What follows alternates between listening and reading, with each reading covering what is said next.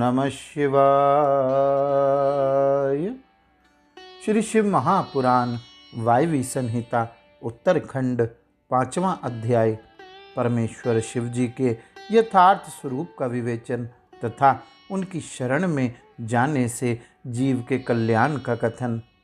उपमन्यु जी कहते हैं, यदुनंदन, यह चराचर जगत देवादिदेव महादेव जी का स्वरूप है, परंतु पशु जीव भारी पाश से बंधे होने के कारण जगत को इस रूप में नहीं जानते।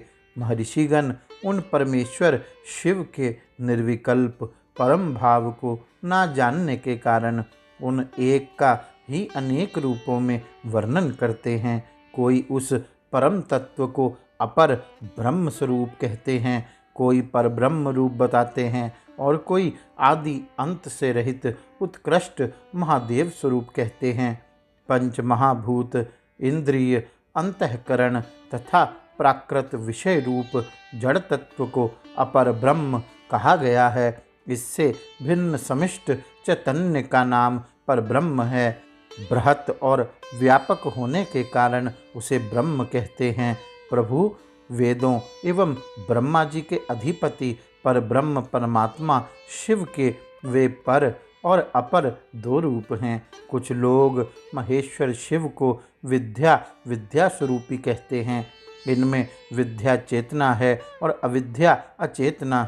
यह विद्या रूप विश्व जगत गुरु भगवान शिव का रूप ही है, इसमें संदेह नहीं है, क्योंकि विश्व उनके वश में है। भ्रांति, विद्या तथा पराविद्या या परम तत्व ये शिव के तीन उत्कृष्ट रूप माने गए हैं। पदार्थों के विषय में जो अनेक प्रकार की असत्य धारणाएं हैं उन्हें भ्रांति कहते हैं। यथार्थ धारणा या ज्ञान का नाम विद्या है तथा जो विकल्प रहित परम ज्ञान है उसे परम तत्व कहते हैं। वेदवादियों के द्वारा परम तत्व ही सत तथा इससे विपरीत असत कहा गया है। सत और असत दोनों का पति होने के कारण शिव सदसतपति कहलाते हैं। अन्य महर्षियों ने क्षर, अक्षर और उन दोनों से परे परम तत्व का प्रतिपादन किया है। संपूर्ण भूत क्षर हैं और शिवात्मा अक्षर कहलाता है। वे दोनों परमेश्वर के रूप हैं, क्योंकि उन्हीं के अधीन हैं। शांत स्वरूप शिव उन दोनों से परे हैं, इसलिए क्षराक्षर पर कहे गए हैं। कुछ महर्षि परम कारण रूप शिव को समष्टि व्यष्टि स्वरूप तथा समष्टि और व्यष्टि का कारण कहते हैं। अव्यक्त को समष्टि कहते हैं और व्यक्त को यष्टि। ये दोनों परमेश्वर शिव के रूप हैं, क्योंकि उन्हीं की इच्छा से प्रवृत्त होते हैं। उन दोनों के कारण रूप से स्थित भगवान शिव परम कारण हैं। अतः कारणार्थ वेक्ता ज्ञानी पुरुष उन्हें समष्टि व्यष्टि का कारण बताते हैं। कुछ लोग परमेश्वर को जाति व्यक्ति स्वरूप कहते हैं। जिसका शरीर में भी अनुवर्तन हो वह जाति कही गई है। शरीर की जाति के आश्रित रहने वाली जो व्यावृत्ति है, जिसके द्वारा जाति भावना का आच्छादन और व्यक्तिक भावना का प्रकाशन होता है, उसका नाम व्यक्ति है।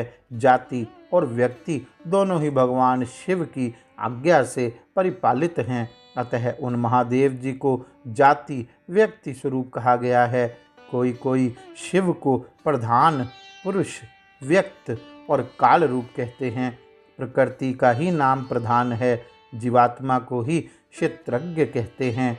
23 तत्वों को मनीषी पुरुषों ने व्यक्त कहा है और जो कार्य प्रपंच के परिणाम का एकमात्र कारण है उसका नाम काल है। भगवान शिव इन सब के ईश्वर, पालक, धारणकर्ता, प्रवर्तक, निवर्तक तथा आविर्भाव और तिरोभाव के एकमात्र हेतु हैं। वे स्वयं प्रकाश एवं अजन्मा हैं, इसलिए उन महेश्वर को प्रधान पुरुष, व्यक्त और काल रूप कहा गया है। उन्हें ही कारण, नेता, अधिपति और धाता बताया गया है। कुछ लोग महेश्वर को विराट और हिरण्यगर्भ बताते हैं, जो संपूर्ण लोकों की सृष्टि के हेतु हैं। उनका नाम हिरण्यगर्भ है और विश्वरूप को विराट कहते हैं। ज्ञानी पुरुष भगवान शिव को अंतर्यामी और परम पुरुष कहते हैं। दूसरे लोग उन्हें प्राज्ञ, तेजस और विश्वरूप बताते हैं। कोई उन्हें तुरीय रूप मानते हैं और कोई सौम्य रूप। कितने ही विद्वानों का कथन है कि वे ही माता, मान, मेय और मिति रूप हैं। अन्य लोग कर्ता, क्रिया, कार्य, करण और कारण रूप कहते हैं। दूसरे ज्ञानी उन्हें जागृत, स्वप्न और सुषुप्ति रूप बताते हैं। कोई भगवान शिव को तुरीय रूप कहते हैं तो कोई तुरीयातीत, कोई निर्गुण बताते हैं, कोई सगुण, कोई संसारी कहते हैं। कोई उन्हें असंसारी, कोई स्वतंत्र मानते हैं, कोई अस्वतंत्र।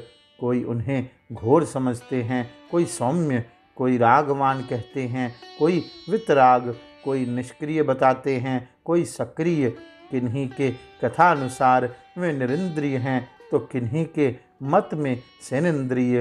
एक उन्हें ध्रुव कहता है तो दूसरा अध्रुव। कोई उन्हें साकार बताते हैं तो कोई निराकार। किन्हीं के मत में वे अदृश्य हैं तो किन्हीं के मत में दृश्य। कोई उन्हें वर्णनीय मानते हैं तो कोई अनिवर्चनीय। किन्हीं के मत में वे शब्द स्वरूप हैं तो किन्हीं के मत में शब्दातीत। कोई उन्हें चिंतन का विषय मानता है तो कोई अचिंत्य समझते हैं।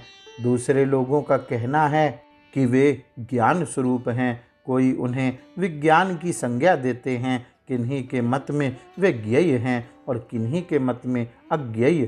कोई उन्हें पर बताता है तो कोई अपर। इस तरह उनके विषय में नाना प्रकार की कल्पनाएं होती हैं। इन नाना प्रतीतियों के कारण मुनिजन उन परमेश्वर के यथार्थ स्वरूप का निश्चय नहीं कर पाते। जो सर्वभाव से उन परमेश्वर की शरण में आ गए हैं वे ही उन परम कारण शिव को बिना यत्न के ही जान पाते हैं। जब तक पशु, जीव, जिनका दूसरा कोई ईश्वर नहीं है, उन सर्वेश्वर, सर्वज्ञ, पुराण पुरुष तथा तीनों लोकों के शासक शिव को नहीं देखता, तब तक वह पाशों से बद्ध हो इस दुखमय संसार चक्र में गाड़ी के पहिए की नेमी के समान घूमता रहता है। जब यह दृष्टा जीवात्मा, सबके शासक, ब्रह्मा के भी आदि कारण, संपूर्ण जगत के रचयिता, स्वर्णोपम दिव्य प्रकाश स्वरूप परम पुरुष का साक्षात्कार कर लेता है, तब पुण्य और पाप दोनों को भली भांति हटाकर निर्मल हुआ वह ज्ञानी महात्मा सर्वोत्तम समता को प्राप्त कर लेता है।